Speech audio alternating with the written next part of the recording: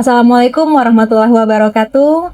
Salam sejahtera untuk kita semua. Kembali lagi bersama kami di podcast Ruang Publik Bawaslu Sumatera Barat. Kali ini bersama saya Bunga Bendangsari, dan pada hari ini kita bersama Bapak Aminuddin Supriyadi selaku Ketua Angkatan Muda Siliwangi Sumatera Barat. Tuh Pak. Siap, betul. Terima kasih sebelumnya Pak sudah berkenan hadir dan berbincang bersama kami di podcast Ruang Publik Sumatera Barat. Terima kasih, hatur nuhun atas undangannya. Sami-sami. Baik Pak, mungkin sebelum kita masuk ke pembahasan, mungkin bisa dijelaskan atau diceritakan Pak kepada seluruh pemirsa di podcast Ruang Publik ini latar belakang dari Angkatan Muda Siliwangi ini Pak.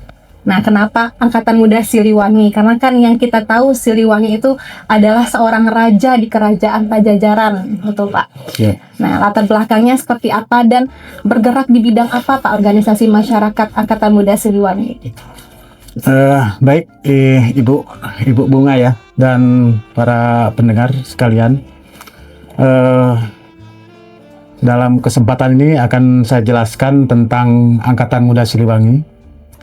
Jadi Angkatan Muda Siliwangi adalah organisasi kemasyarakatan atau ormas kepatriotan, kepemudaan yang bergerak di bawah Panji Bakti Siliwangi dengan semboyan perjuangan Pakusarakan.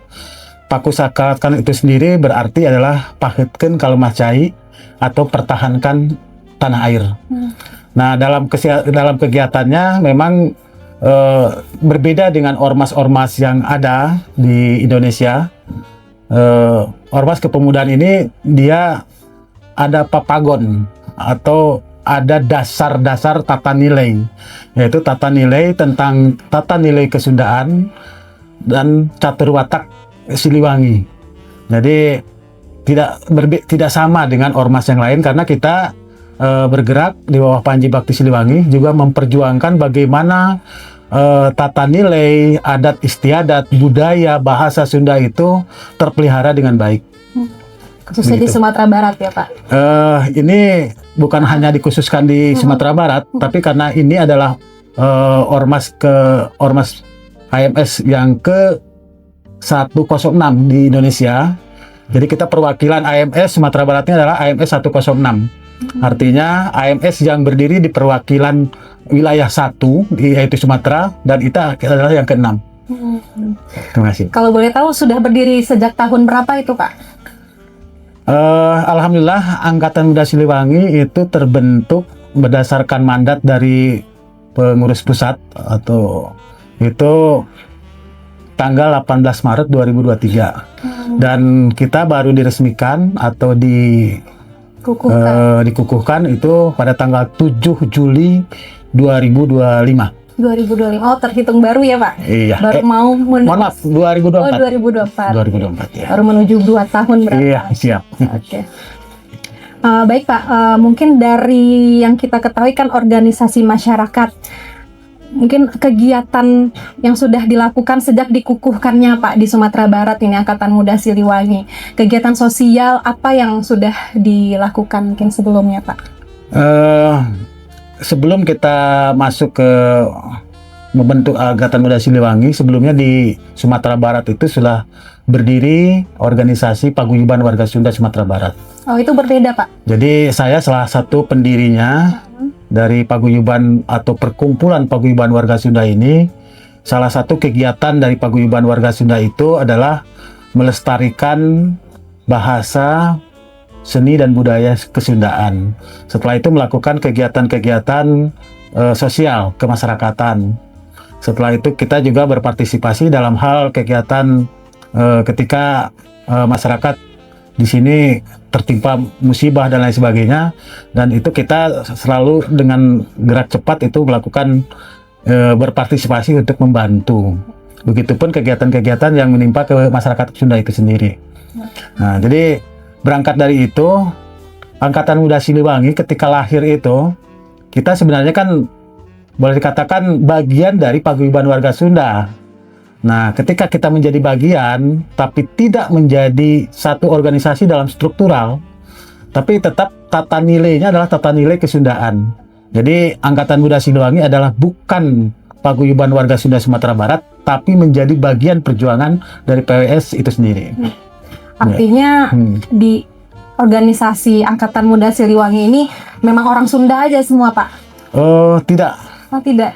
Jadi kalau Paguyuban Warga Sunda kan itu bagian dari perkumpulan etnis budaya Sunda. Tapi kalau ormas itu ormas. Jadi ormas itu khususnya di Sunda, di AMS, dia sifat terbuka dan independen. Jadi, tapi yang kita perjuangkan adalah tata nilainya, papagonnya atau dasar-dasar dari kesiliwangiannya. Tapi kalau keanggotaan itu sendiri itu terbuka untuk umum, karena dalam satu klausul anggaran dasar anggaran rumah tangga, persyaratan anggota AMS adalah warga negara Indonesia. Tidak disebutkan di situ warga negara suku Sunda, enggak. Oke, Pak, baik, Pak. Mungkin ini berbicara Bawaslu juga ya, Pak. Bawaslu tentunya penyelenggara pemilu dan pemilihan. Nah, Angkatan Muda Siliwangi tentu tidak terlepas dari nilai-nilai budaya Sunda yang menjunjung etika dan kehormatannya ya, Pak. Pertanyaannya, sebagai organisasi yang memiliki akar budaya Sunda, bagaimana pandangan nilai-nilai budaya Sunda terhadap praktek politik uang dalam demokrasi? Sebenarnya dalam demokrasi itu kan memang saat sampai hari ini itu tidak terlepas dari budaya politik uang.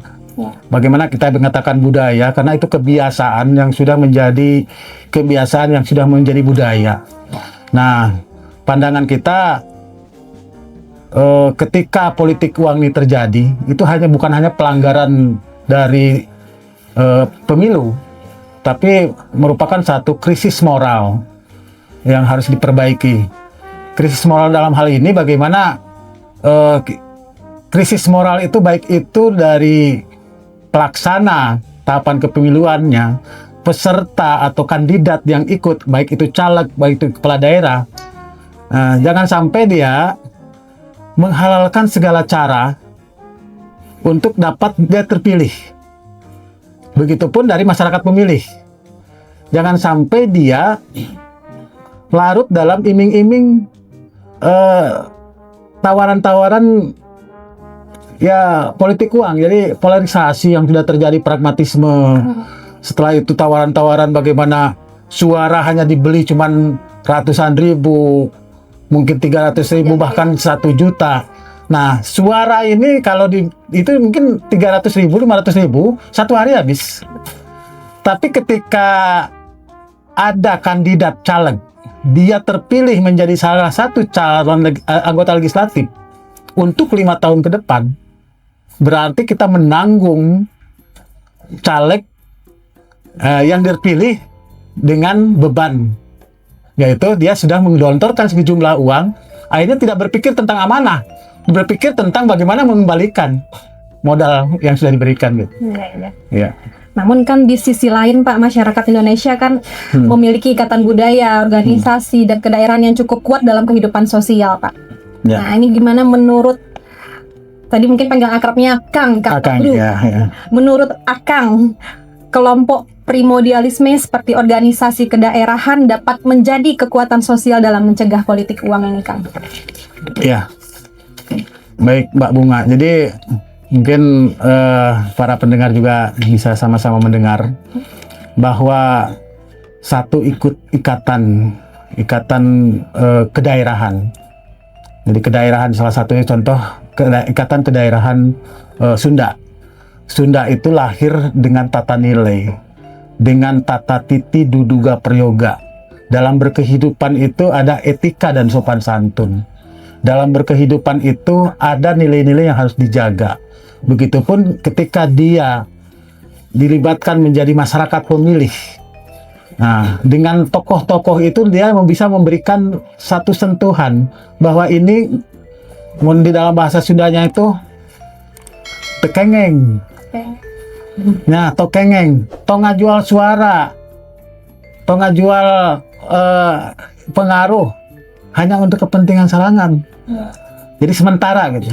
Jadi dengan sentuhan nilai-nilai itu, bagaimana di dalam Sunda itu ada falsafah sili asi, sili asa, sili asu. bagaimana saling mengasihi, saling mengasah, saling mencerdaskan, dan saling melindungi.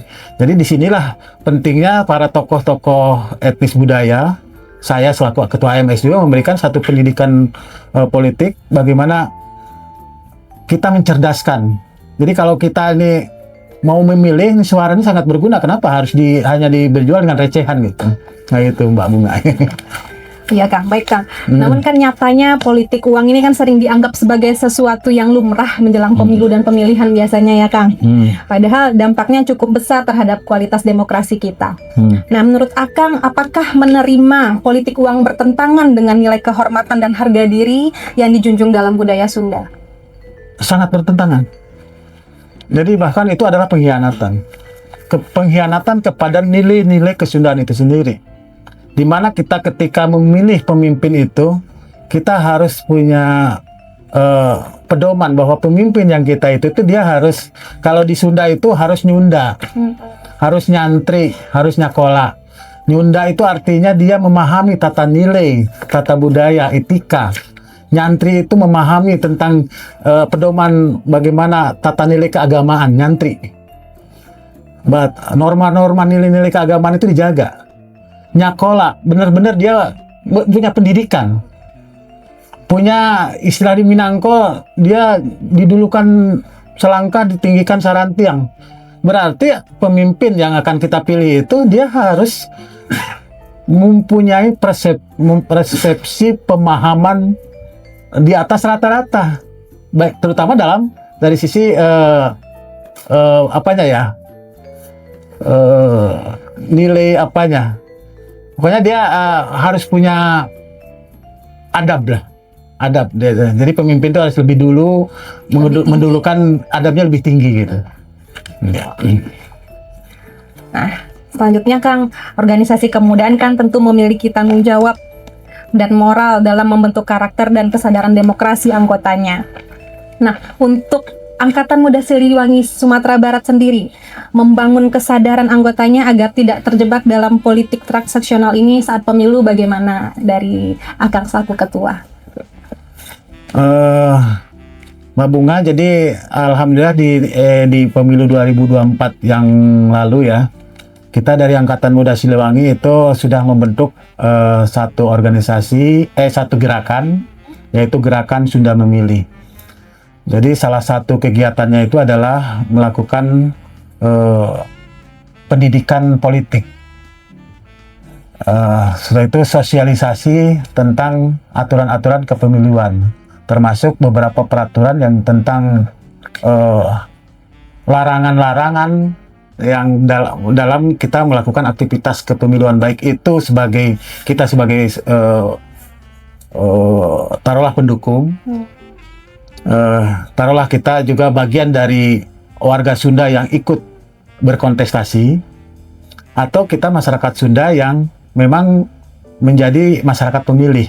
Jadi jangan sampai kita sebagai pemilih bisa jadi terjebak dalam politik uang, terus sebagai salah satu kandidat kita menghalalkan segala cara, terus sebagai pendukung kita juga kerusak-kerusuk tanpa dasar dan kita melabrak aturan-aturan yang berlaku. Jadi kita melakukan sosialisasi itu ke beberapa basis atau titik-titik di mana lingkungan orang Sunda berada. Salah satu contoh bahwa masyarakat Sunda di Sumatera Barat ini sudah ada 80.000. Jadi yang terdiri ada di Damasraya, di Sijunjung, itu yang besarnya ya, di Sapasaman, sampai di daerah Lunang Silaut, itu semuanya yang datang secara program transisi migrasi ya.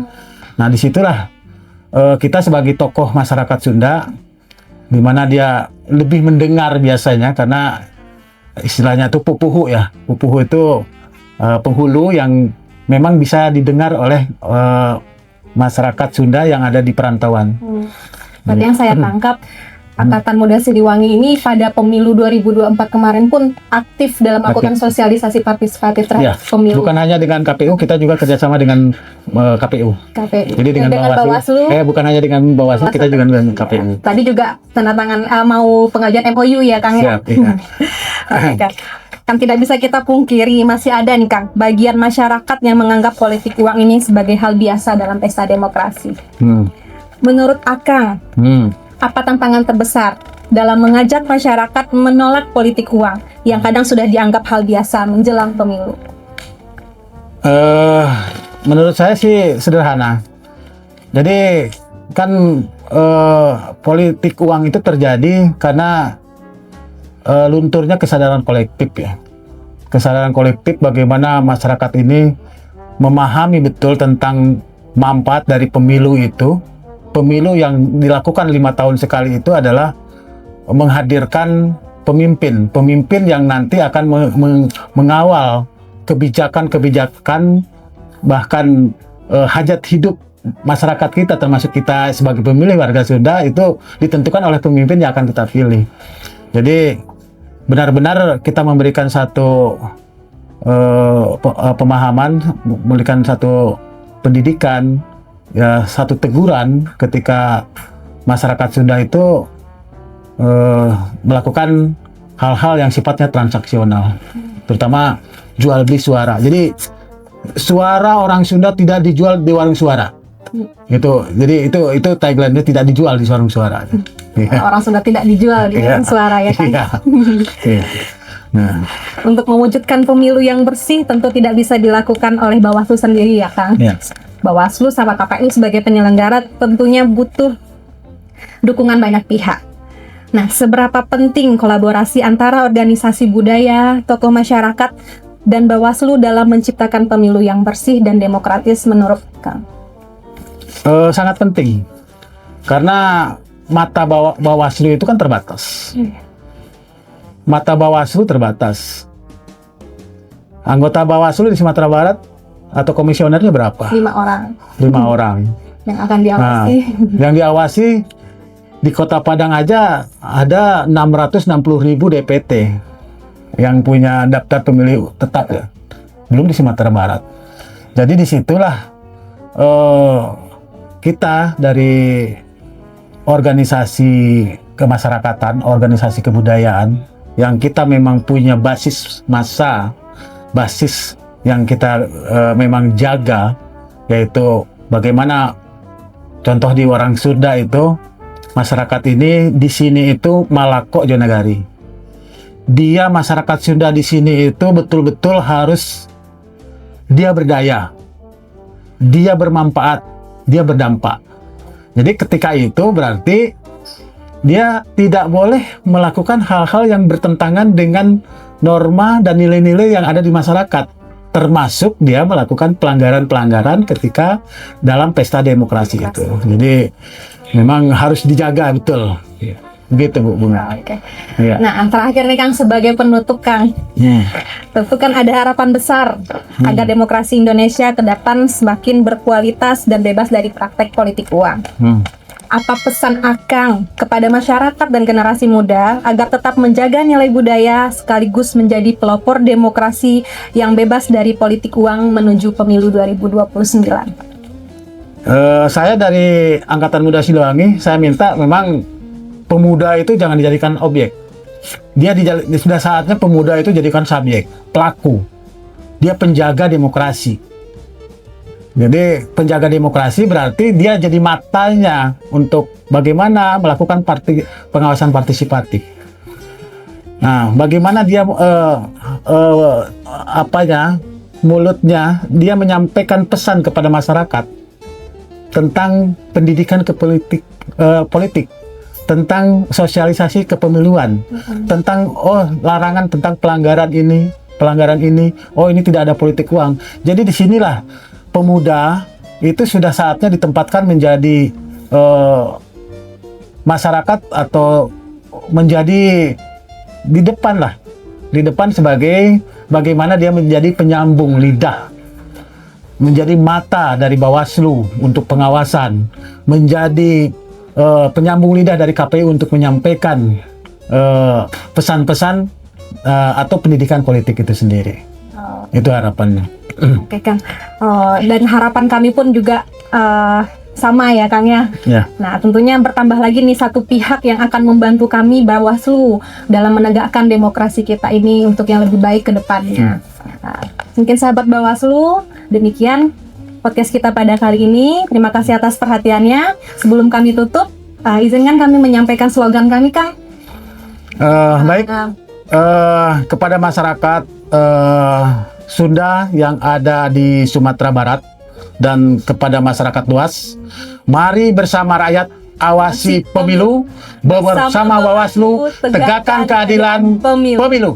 Assalamualaikum warahmatullahi wabarakatuh. Waalaikumsalam warahmatullahi wabarakatuh.